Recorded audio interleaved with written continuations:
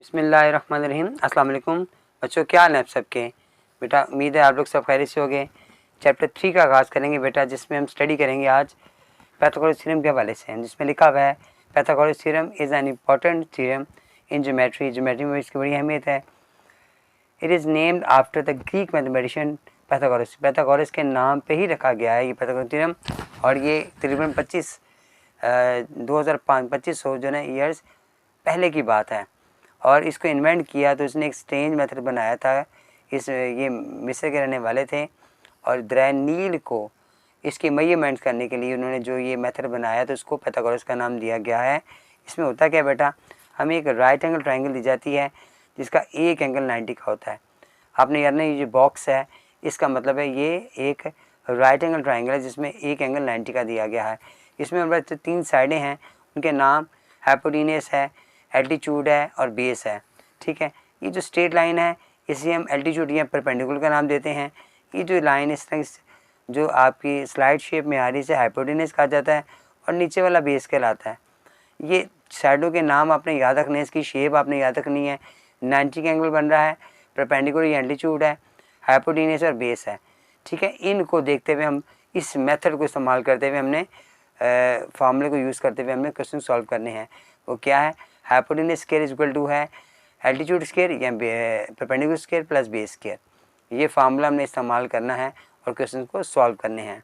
3.1 के अंदर जो पहला क्वेश्चन लिखा हुआ है कि in this right angle triangle not drawn to scale, कि आपने ये जो ट्राइंगल दी गई इसको स्केल से नहीं आपने मेजर करना और इसको ऐसे ही आपने मेजरमेंट के बगैर ड्रा कर लेना है। और फिर क्या करना है, आपने एक्स की वैल्यू फाइंड करनी है। अब देखिए हमारे पास आप गौर करें तो हर फिगर में एक्स जो है ना वो अलग जगह मुकाम पर आया हुआ है। ये हाइपोटेन्यूस में आया हुआ है, यहाँ पर बेस में दिया गया है, इसमें परपेंडिकुलर एल्टीट्यूड में दिया गया है, इसमें हाइपोटेन्यूस में आ रहा है, इसमें बेस में आ रहा है और इसमें लास्ट में भी हाइपोटेन्यूस में आ रहा है। ठीक है, इन फिगर को हमने ड्रा किया हुआ है मैंने यहाँ पर और सॉल्व करके दिखाता हूँ क्वेश्चन सॉल्व कैसे होंगे। सबसे पहले मैंने बता दिया आपको कि ये जो लाइन है इसे एल्टीट्यूड या परपेंडिकुलर कहा जाता है। ये बेस है, ये हाइपोटेन्यूस है। हाइपोटेन्यूस हमारे पास एक्स आ गया, बेस 5 सेंटीमीटर आ गया मेरे पास, एल्टीट्यूड ये परपेंडिकुलर 12 सेंटीमीटर हमारे पास आ गया। और फार्मूला हमने क्या याद किया था, hypotenuse square is equal to perpendicular square plus base square. ठीक है, परपेंडिकुलर या एल्टीट्यूड आप दोनों नाम इसके यूज़ कर सकते हैं। तो हाइपोटेन्यूस हमने फाइंड करना है तो एक्स स्क्वायर आ गया। परपेंडिकुलर हमारे पास दिया हुआ है 12 सेंटीमीटर, जबकि बेस में दिया गया 5 सेंटीमीटर। ये वाले हमारे पास आ गया 144 और इसका स्केयर लिए तो 25 आ गया। दोनों को प्लस किया तो 169 आ गया। अब चूँकि हमें x की वैल्यू फाइंड करनी है तो हम क्या करेंगे, taking square root on both sides. आपने दोनों साइड पर स्केयर रूट लिया ताकि स्केयर कैंसिल हो जाए। अब इसका स्केयर लोगे तो वो 13 आ जाएगा। यही बेटा हमारा आंसर होगा। ठीक है, taking square on both sides आप लिख भी यहाँ पर लिखें भी, उसके बाद इसको सॉल्व करें। नेक्स्ट फिगर के अंदर हमारे पास देखें परपेंडिकुलर दिया गया है, हाइपोटेन्यूस दिया गया है, बेस दिया गया है। अब हमें फार्मूला वही लगाना है, hypotenuse square is equal to perpendicular square plus base square. ठीक है, वहाँ पर जो फार्मूला लिखा हुआ है वो लिखा हुआ है सी स्क्वायर बराबर है ए स्क्वायर प्लस बी स्क्वायर। सी हाइपोटेन्यूस के लिए, ए एल्टीट्यूड यहाँ उसके लिए है परपेंडिकुलर के, बी बेस के लिए है। ये फार्मूला याद कर लें तो आपकी मर्ज़ी है, या ऐसे लिख लें। ये ज़रा इसी तरह आसानी हो जाती है, हमें पता लग जाता है कि ये किस चीज़ की वैल्यू है।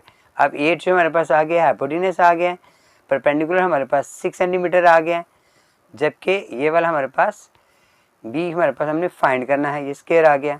ठीक है, यहाँ पर अपने याद से बेटा इसके साथ यूनिट ज़रूर लिखना है आपने। ठीक हो गया जी। अब ये 64 आ गया, ये 36 आ गया plus x square as it ऐसे आ गया। इसे आप वहाँ लेके गए तो ये वहाँ पर जगह माइनस हो जाएगा। ठीक है, मैं इसको ज़रा इस तरतीब लगा रहा हूँ।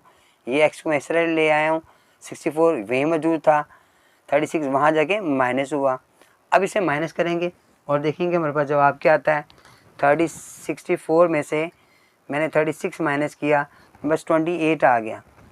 ठीक है जी, आप 28 को taking square root both side लिया।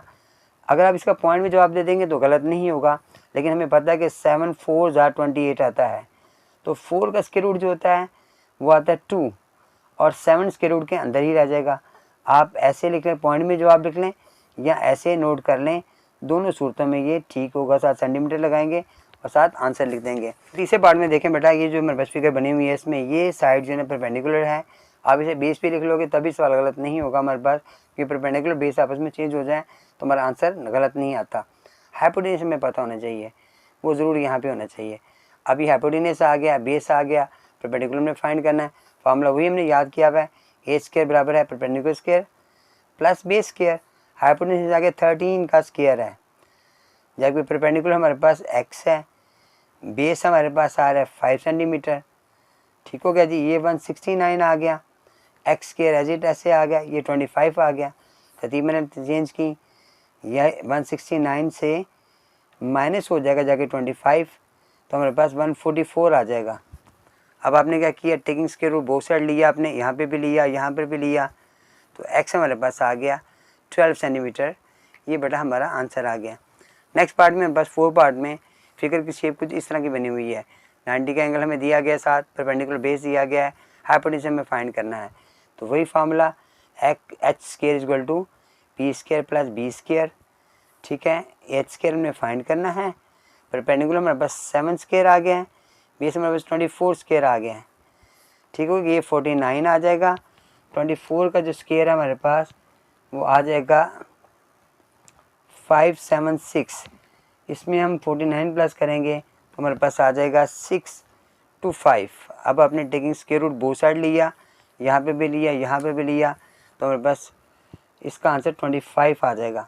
25 सेंटीमीटर हमारा आंसर आ गया। ठीक है, ये 4 पार्ट हमारा सॉल्व हो गया। उसके बाद 5 पार्ट की तरफ चलते हैं। 5 पार्ट में फिगर कुछ जिस तरह की बनी हुई है हमारे पास, सारी शेप हमारे पास वैसे ही हैं। एक राइट एंगल ट्रायंगल दिया गया है, राइट एंगल ट्रायंगल बनाई गई और एक 90 का एंगल दिया गया है। अब यहाँ पर हमने बेस फाइंड करना है, फार्मूला हमने वही यूज़ किया, hypotenuse square perpendicular square plus base square. Hypotenuse हमें दे दिया 30 का स्क्वायर, परपेंडिकुलर हमारे पास क्या है 18 का स्क्वायर आ गया है, और ये बेस हमने फाइंड करना है। ठीक है जी, 30 का जो स्क्वायर होगा वो 900 होगा, 18 का स्क्वायर जो हमारे पास होगा वो होगा 324।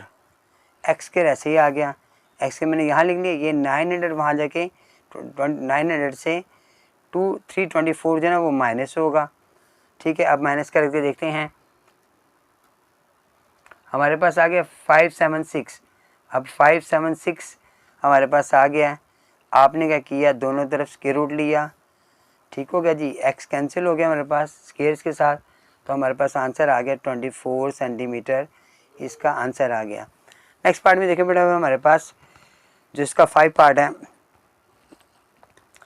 ये 6 पार्ट है, सॉरी, हाँ जी, ये वाला 5 था और ये 6 पार्ट हमारे पास था। इसमें हमारे पास परपेंडिकुलर दिया गया है, बेस दिया गया है, हाइपोटेन्यूस फाइंड करना है। फार्मूला लगाएंगे, perpendicular square plus base square. Hypotenuse में फाइंड करना, वो एक्स स्क्वायर आ गया, परपेंडिकुलर आ गया 8 का स्क्वायर, जबकि बेस हमारे पास आ गया 6 का स्क्वायर।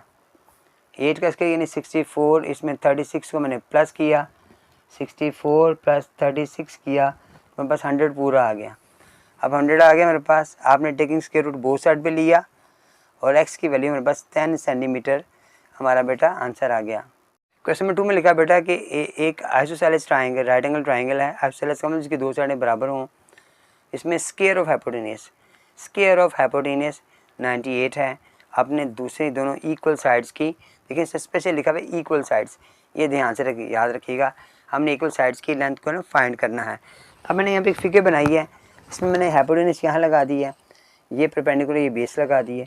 आप चाहें तो इसकी शेप वैसे ही 90 के एंगल से बना सकते हैं। वो कैसे बनेगी, जैसे मैंने यहाँ पर फिर फर्स्ट में 4 सेंटीमीटर की लाइन लगा रहा हूँ। ठीक हो गया जी, ये भी लाइन मैंने 4 सेंटीमीटर की लगाई समझाने के लिए आपको मैं। ठीक है, अब ये 4 सेंटीमीटर है, ये भी 4 सेंटीमीटर है, हाइपोटेन्यूस हमने फाइंड करना है। ठीक हो गया जी, आप शेप ऐसे बना लें। ठीक है, ये मैंने समझाने के लिए आपको बनाई थी, तो आप ऐसे शेप बना लें। अब ये दोनों सेम शेप है, ये भी एक्स है, ये भी एक्स है। ठीक है, ये 98 स्क्वायर है, हाइपोटेन्यूस है 8 स्क्वायर दिया हुआ है हमारे पास। ठीक है, मैं अब हमने इसको फाइंड करना है, इन दोनों साइडों को फाइंड करना है, ये हमें दिया गया है। फार्मूला वही यूज़ करोगे, 8 स्क्वायर बराबर है perpendicular square plus base square. अब हाइपोटेन्यूस दे दिया 90 का, इसकी शेप मैं ऐसे चेंज कर दूंगा ताकि ज़रा आपको आसानी से समझ आ जाए। ये मैंने फार्मूला इस तरह लिख दिया, परपेंडिकुलर स्क्वायर एक्स स्क्वायर है, बेस स्क्वायर भी मैंने लेट एक्स की, क्योंकि दोनों सेम है, परपेंडिकुलर मेरे पास 98 सेंटीमीटर हमारे पास आ गया। इन दोनों को प्लस किया तो हमारे पास आ गया 2x²। अब 98 से ये 2 जाके डिवाइड होगा, 98 को 2 से डिवाइड किया तो 49 हमारे पास आ गया। अब हमने दोनों तरफ स्क्वायर रूट लिया ताकि हमारे पास साइड्स की आ जाए, तो इक्वल साइड की हमारे पास लेंथ आ रही है, हम लिखेंगे length of equal side are 7 centimetre. ये बेटा हमारा आंसर हो गया। ठीक है, 2 क्वेश्चन मैंने सॉल्व कर दिए हैं। नेक्स्ट लेक्चर में आपको सॉल्व करके समझाऊंगा आपको बेटा। अपने कमेंट्स करके मुझे बेटा ज़रूर बताइएगा, मुझे आगाह कीजिएगा मेरे क्वेश्चन आपको समझ आए कि नहीं आए, और साथ साथ मेरी वीडियोज़ को लाइक भी करें और अपने दोस्तों को शेयर भी करें। जज़ाकल्लाह बेटा, अस्सलाम वालेकुम।